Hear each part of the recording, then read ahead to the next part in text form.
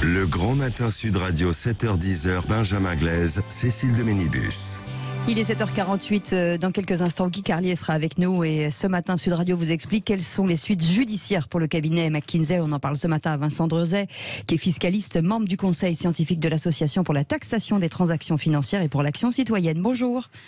Bonjour. Bonjour Vincent Drezet, merci d'être avec nous ce matin sur Sud Radio. Alors on va revenir sur les suites judiciaires possibles dans cette affaire McKinsey, mais d'abord pour mieux comprendre un petit peu cette affaire, c'est capital d'expliquer aussi ce que sont les prix de transfert pour nos auditeurs. De quoi parle-t-on concrètement ici et est-ce que c'est légal ? Alors, sur le principe, c'est légal. On parle de sommes gigantesques. Il faut savoir que selon l'OCDE et la Commission européenne, les prix de transfert, c'est environ la moitié du commerce mondial. Donc, vous voyez, c'est quelque chose de colossal.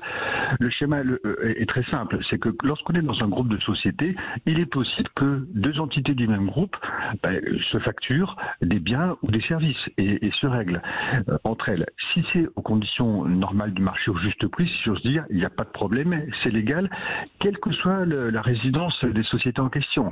Et là, malheureusement, on est souvent dans des cas où il y a l'optimisation fiscale fait que une société établie en France va payer des biens ou des services à une société établie dans un pays où la fiscalité est plus douce. C'est légal si on est au prix normal du marché. En revanche, si la société établie en France paye trop, c'est-à-dire si elle déduit de son bénéfice imposable une somme trop importante, alors il y a une manipulation des prix de transfert et c'est de la fraude fiscale. Voilà sommairement l'enjeu. Et là, c'est toute la question qui va se poser justement dans l'exemple de McKinsey. Comment ça se passe à ce niveau-là? Ça veut dire qu'on va enquêter pour savoir ce qu'il en est? Potentiellement, il peut se passer déjà un contrôle fiscal. C'est-à-dire que l'administration fiscale peut diligenter un contrôle fiscal afin de voir si le prix qui a été payé par le McKinsey France, disons comme ça, McKinsey aux États-Unis, qui est établi au Delaware, c'est-à-dire dans un paradis fiscal où il n'y a pas d'impôt sur les sociétés, il faut le rappeler. Il faut le dire, bien sûr. On est au minimum sur l'optimisation fiscale agressive, on va le dire comme ça. Mais si le prix payé par McKinsey France à McKinsey États-Unis correspond globalement au prix du marché, ça va être on sera dans l'optimisation agressive. En revanche, s'il apparaît trop élevé, alors il peut y avoir potentiellement un redressement fiscal, puisque si on est dans une manipulation des prix de transfert, on tombe dans le champ de la fraude fiscale. Et à ce moment-là, il peut déjà y avoir des sanctions fiscales qui sont appliquées, c'est-à-dire qu'on va demander le paiement de l'impôt qui n'a pas été payé, typiquement, puis on va appliquer des pénalités qui peuvent être de 40 ou de 80%, donc c'est déjà assez dissuasif. Il peut y avoir autre chose. Allez-y, oui. Alors ensuite, il peut y avoir, dans les cas les plus graves, il peut y avoir des poursuites pénales. Bien sûr. Qui va se saisir justement dans un dossier comme celui-ci? On entend beaucoup parler du PNF, le parquet national financier. Est-ce qu'il a à voir justement, éventuellement, dans cette affaire-là? Alors, il faut voir les éventuelles ramifications de ce type d'affaires.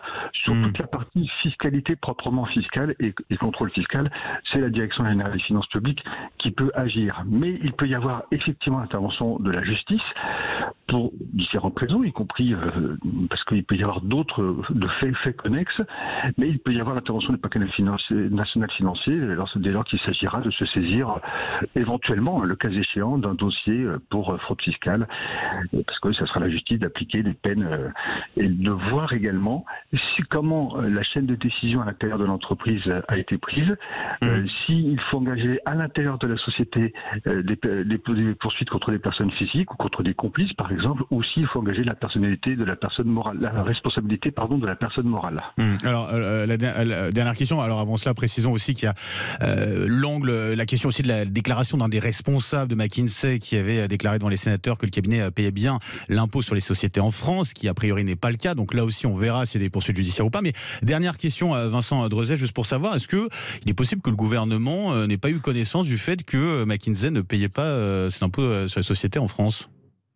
Écoutez, il y a eu depuis notamment 2013 et la FACTESAC un ensemble de mesures visant à prévenir un peu les éventuels couacs, si j'ose dire, aussi, notamment pour les personnalités politiques.